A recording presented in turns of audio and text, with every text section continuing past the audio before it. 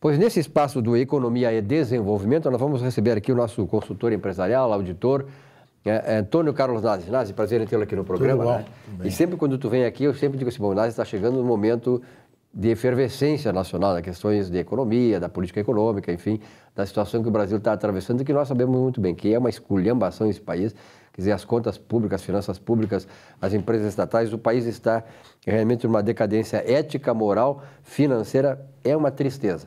Bom, o que se pode dizer disso aí, Nazi? Que tem essa experiência como consultor empresarial, né, que tem essa visão de negócios? Pois é, circunstancialmente, você está falando isso aí, é um tema que eu queria voltar hoje, agora com alguns números bem interessantes para mostrar ao telespectador. Agora, no dia 10 e 11 de junho, nós tivemos em São Paulo a 8ª conferência promovida pelo Bracon, de contabilidade de auditoria independente, onde no primeiro dia foi dedicado toda a parte de novas tecnologias. É um tema realmente inovador, emocionante, porque as coisas vão mudar drasticamente nos próximos 4, 5 anos. Vai se fazer uma auditoria absolutamente diferente do que se fazia até agora. Já vem se evoluindo nisso, mas agora as coisas entraram num processo bem acelerado. Mas na terça-feira nós tivemos uma participação de colegas nossos da área pública, não é? E estavam lá presentes um representante do Tribunal de Contas, que é o Tiago, que é um jovem, que ele é o coordenador, o secretário de controle externo do Tribunal de Contas, e estava trabalhando ativamente no levantamento de um balanço do Brasil. Por quê? Também estava o Leonardo, que é um colega nosso da Secretaria do Tesouro Nacional, apresentou também uma série de programas que a Secretaria do Tesouro Nacional está implementando para a adoção do modelo de contabilidade, as normas de contabilidade pública internacional no Brasil. Esse é um projeto antigo, depois eu posso até comentar aqui, porque eu vivenciei isso lá em 99, nós começamos com um projeto com o Banco Interamericano de Desenvolvimento. Na época eu presidia a Associação Interamericana de Contabilidade e o Uruguai aqui, o doutor Henrique Iglesias, me chamou e chegamos deu um fundo perdido lá, fizemos um grupo de trabalho onde se implementou esse programa de fazer a contabilidade pública igual no mundo todo. E ele queria fazer a experiência América Latina, então o Brasil, o Peru, Colômbia, Costa Rica e República Dominicana. Na época nós fizemos um projeto piloto financiado pelo BID e deu no que deu. Estamos chegando agora a atingir vários países já estão adotando essas normas internacionais da área pública. E o Tiago apresentou lá uma situação que foi o primeiro balanço pelo regime de competência, ou seja, apropriando tudo que o Brasil deve, tudo que ele tem de patrimônio, coisa que não existia. A contabilidade no Brasil era o que recebia, o que pagava, e era um desastre total. Era uma coisa amadora, né? Completamente amadora. Total, e sem mostrar a realidade brasileira. Então, foi levantado quanto é que o Brasil tem de estrada, de ponte, de portos, de terras, de prédios. Patrimônio total. Patrimônio total do Brasil e a dívida total também.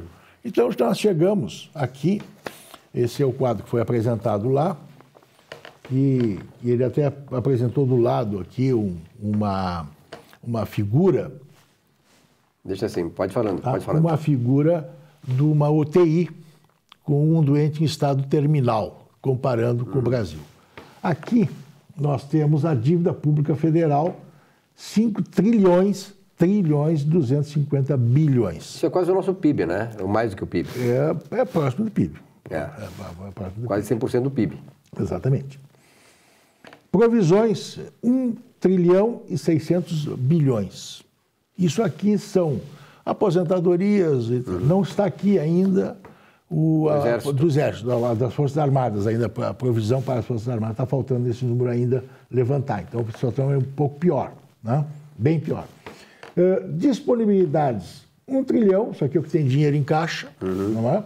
Crédito que tem para receber, Receita Federal, receber de impostos, parcelamentos e tudo mais. Investimentos nas estatais, 300 bilhões de reais. O imobilizado que eu falei, aí as terras, os prédios, Pontes. Né? Pontes, estradas e portos, etc., 1 trilhão.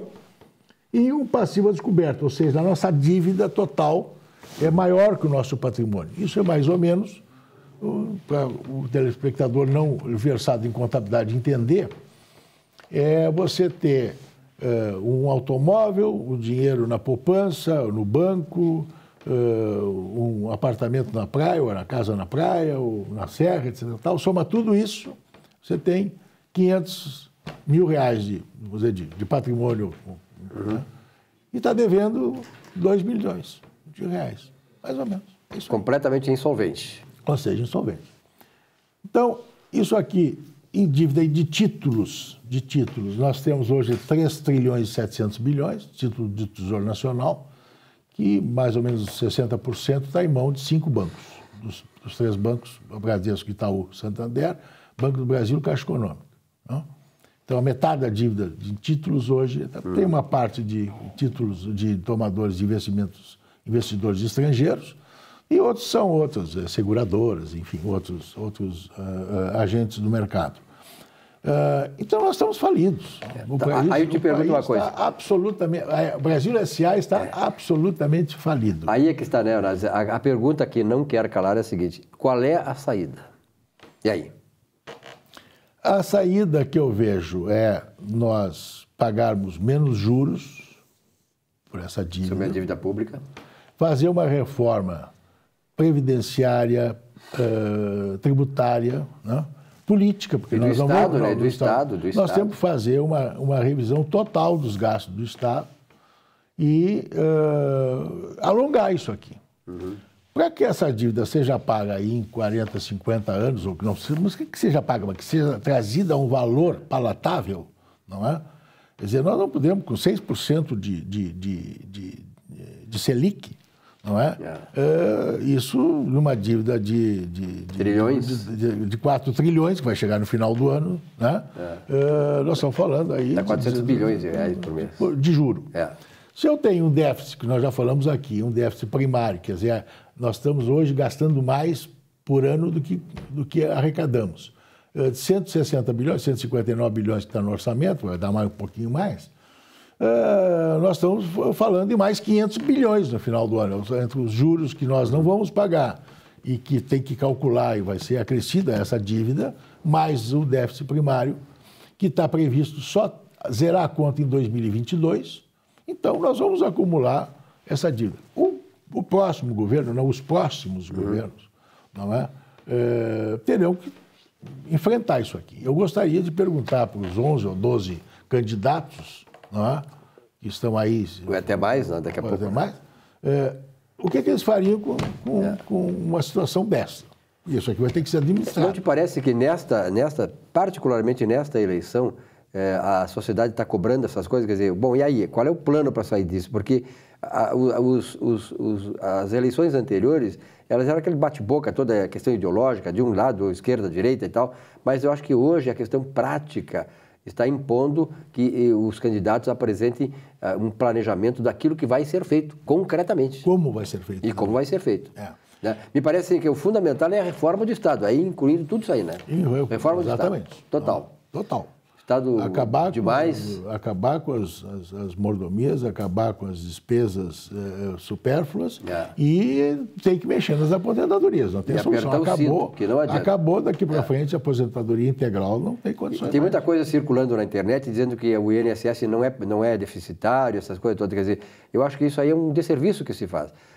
A questão da previdência social, né, Nazi? Ela está sendo hoje discutida em todos os países, França, Japão, independente de ideologia, de partido, de direita, esquerda e tal, porque a população mundial está envelhecendo. O Brasil, que era um país jovem do futuro, hoje, daqui a 20 anos, será um país velho. Quer dizer, os nossos jovens estão morrendo, estão nascendo menos brasileiros e a população atual está envelhecendo. E envelhecendo com uma taxa de expectativa de vida maior. Eu sempre digo assim, quando eu nasci em 51, a expectativa de vida era de 46 anos, hoje é de 76 anos, são 30 anos mais. Quer dizer, isso tem implicações diretas nas contas públicas, né, Nazi? Exatamente. Agora mesmo, essa semana, saiu uma notícia aqui do Estado que nós estamos com mais de 55% de inativos. De inativos em relação aos ativos. E estamos até o final do ano com mais 30 e pouco, quase 40 mil para se aposentar. E aí, como é que faz? Quem paga essa conta? E aí o governador anuncia reformas, aí o pessoal fica, não, os funcionários públicos, isso aqui é do Estado, não pode. Olha, nós estamos marchando para uma situação de total falência, o Estado não vai ter dinheiro para pagar o mínimo possível. Exatamente. Os salários em dia estão sendo hoje parcelados, não vai ter nem como parcelar. E é interessante aqui, também foi apresentado aqui, isso aqui é um quadrinho, né, em que o Brasil joga 1 trilhão no lixo por ano com corrupção, descaso e incompetência. Tem mais isso, né? Então tem mais isso. Então, assim, aí apresentaram os números lá de informalidade, né? Caixa 2, 700 bilhões. Burocracia, 2.600.000 horas perdidas na burocracia. E aí vai, não é? 26 milhões de toneladas de alimentos posto fora. Por causa da falta, não tem estrutura para escoar a safra. 13 bilhões de reais de água posto fora. Que desperdício. Trânsito, se gastou 24 bilhões em atender acidentes de trânsito, 24 bilhões. Então, somando toda a logística, 155 bilhões. Pelo amor de Deus. Então, somando tudo isso aqui, nós estamos 1 trilhão de dinheiro posto fora. Então tem que trabalhar em cima disso. Isso aí faz muita falta, né? Nazi, obrigado pela tua presença aqui, eu acho importante. Vamos continuar com isso aí agora na próxima vinda tua aqui, né? Porque justamente vai chegar um período eleitoral. Né? Isso esse dado a gente pode trazer para as pessoas pensarem bem o que fazer, né? Exatamente. Tá, Nazi? Um abraço, até a outra semana. Tá bom. Um grande abraço. Tchau, tchau. Bom, vamos então um rápido intervalo e já voltamos aqui com o nosso Economia e Desenvolvimento.